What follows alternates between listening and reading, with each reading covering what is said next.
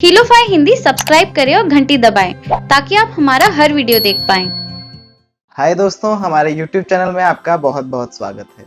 गर्भावस्था के दौरान सर्दी, जुकाम या खांसी जैसी परेशानी गर्भवती महिलाओं को काफ़ी परेशान कर सकती है।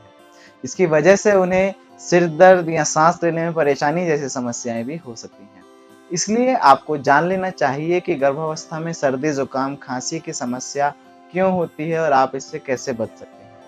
आपको यही जानकारी देने के लिए इस वीडियो में हम आपको बता रहे हैं प्रेगनेंसी के दौरान खांसी जुकाम क्यों होता है, गर्भावस्था के दौरान आप सर्दी या ठंड लगने जैसी समस्याओं से कैसे बच सकते हैं, और साथ ही साथ अगर आपको सर्दी जुकाम हो जाता है तो गर्भावस्था के दौरान आप इससे राहत कैसे पा सकते हैं। लेकिन वीडियो आगे बढ़ाने से पहले अगर आपने हमारा चैनल अब तक सब्सक्राइब नहीं किया है तो अभी नीचे दिए गए सब्सक्राइब बटन को दबा दें और घंटी जरूर दबा दें ताकि आप हमारे सभी वीडियोस सबसे पहले देख पाएं।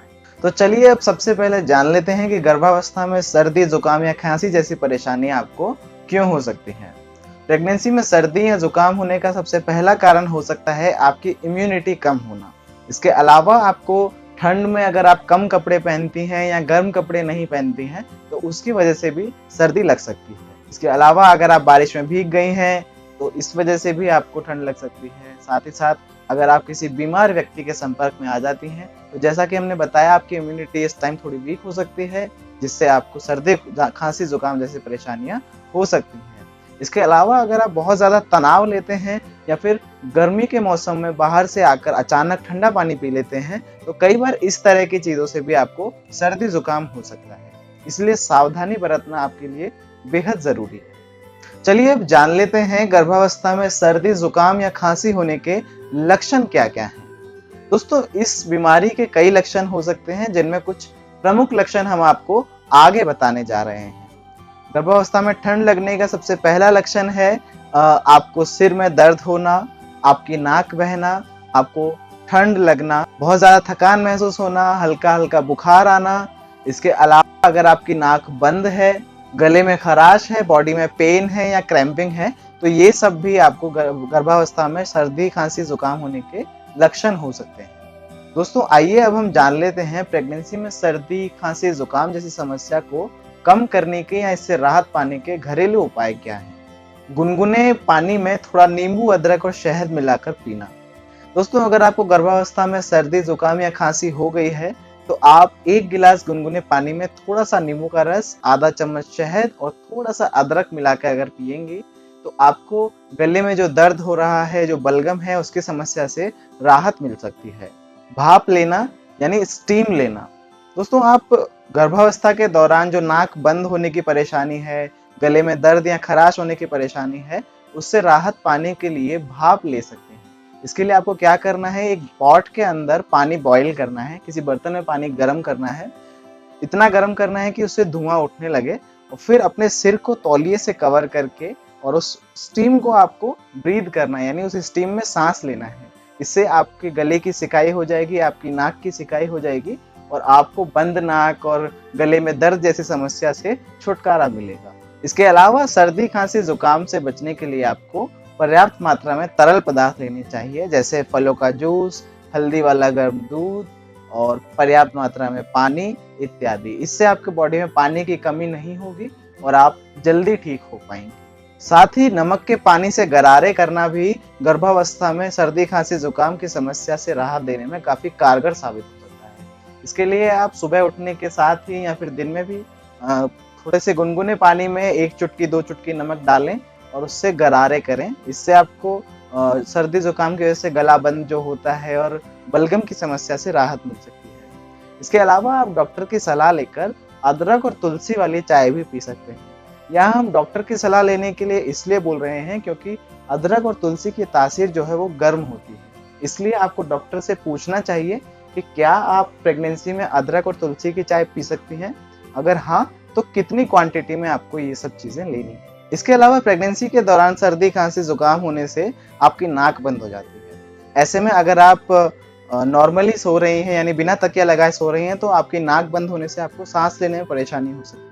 इस समस्या से बचने के लिए आप प्रेगनेंसी में सर्दी, जुकाम, खांसी होने पर अपने सिर के नीचे थोड़ा सा ऊंचा तकिया लगाकर सो सकते हैं। प्रेगनेंसी में सर्दी, जुकाम, खांसी से बचने के उपाय।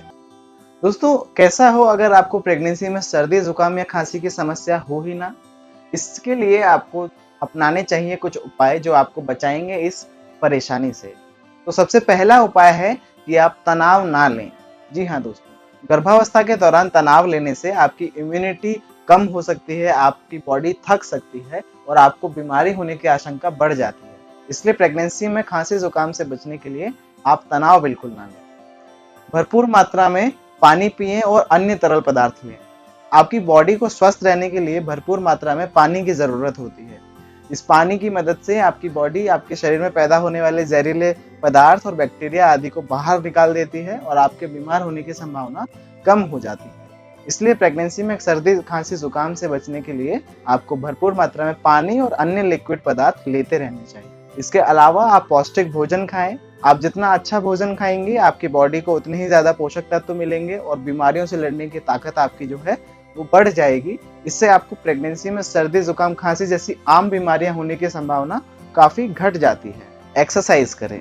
दोस्तों गर्भावस्था के दौरान हल्की फुल्की एक्सरसाइज करने से आपकी बॉडी एक्टिव रहती है और आपकी इम्यूनिटी भी अच्छी रहती है, जिससे ये आम बीमारियां जो हैं सर्दी खांसी जुकाम आदि आप पर हमला नहीं कर पाती हैं और आप स्वस्थ रह पाती हैं।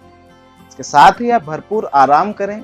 आराम करने से आपकी बॉडी को रिलैक्स फील होगा और आपकी इम्यूनिटी जो है वो बढ़ेगी और आपको बीमार होने की संभावना काफ़ी कम हो जाएगी। इसके साथ ही आप अपनी साफ सफाई का ध्यान रखें और बीमार लोगों से दूर रहें। इससे भी आप प्रेगनेंसी में सर्दी खांसी जुकाम या ठंड लगने जैसी समस्या से बच सकती हैं। अब सवाल उठता है कि प्रेगनेंसी में सर्दी खांसी जुकाम होने पर आपको डॉक्टर के पास कब जाना चाहिए। दोस्तों आमतौर पर सर्दी खांसी ऐसी बीमारी होती है जो 2-3 दिनों में या 4 दिनों में अपने आप ही आपकी बॉडी ठीक कर लेती है। लेकिन कई बार अगर ये खांसी की समस्या बढ़ जाए और ठीक ना हो तो आपको डॉक्टर के पास जाना चाहिए, क्योंकि 2 हफ्तों से ज़्यादा अगर आपको लगातार खांसी आ रही है, बहुत ज़्यादा बलगम है, तो ये टीबी का सिम्टम भी हो सकता है।